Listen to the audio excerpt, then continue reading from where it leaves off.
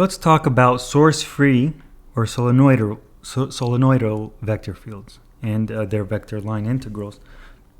Okay, so we already discussed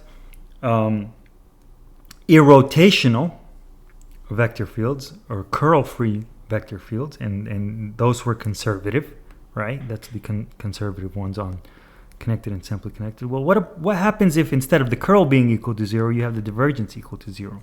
Okay, well then you could write f as some sort of derivative, okay? Not the gradient of a scalar function, but the curl of a vector function, okay? And if we focus on just R2, okay, we could write our vector field f in terms of a stream function psi, such that the x component would be obtained by taking the partial derivative of the stream function with respect to y, and the g component obtained by taking the derivative of psi, the stream function, with respect to x and multiplying by -1.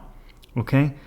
Now, I always like to put things in terms of a very simple and elegant way to write. So if we borrow the z-axis and write psi in this vector, okay, so that we have 0, 0, and then just put psi being here some function of x and y, okay, in the z-axis, then we could write the vector field, this vector field here, as the curl of this psi, okay. Ultimately, what really matters is this, but it's sort of interesting to view it from that perspective, okay. And what we could do is try to compute the flux, okay, instead of the vector line integral, we're going to compute the flux of this solenoidal or source-free vector field, okay, and I write here in quotations because the curl is really in 3D, in R3. Here we're just sticking to R2. We're only borrowing the z-axis for notation's sake. And so this, if you'll recall, is the vector line flux, okay? We could write f now in terms of, because it's source-free, we could write it in terms of the curl of this psi, okay? And n hat we already derived here. And you could use some properties of cross products and dot products, which I won't go into, to write it this way and simplify this here and end up with psi b minus psi a, okay?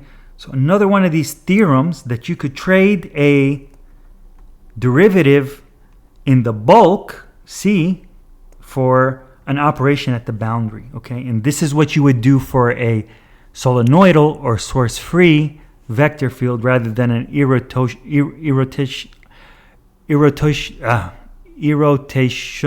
or curl-free vector field.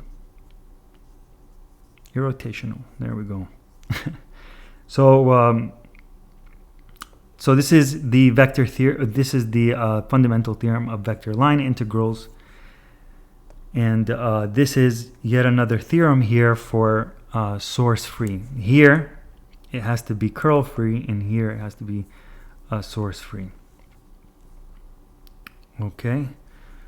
And a quick note here on phi and psi.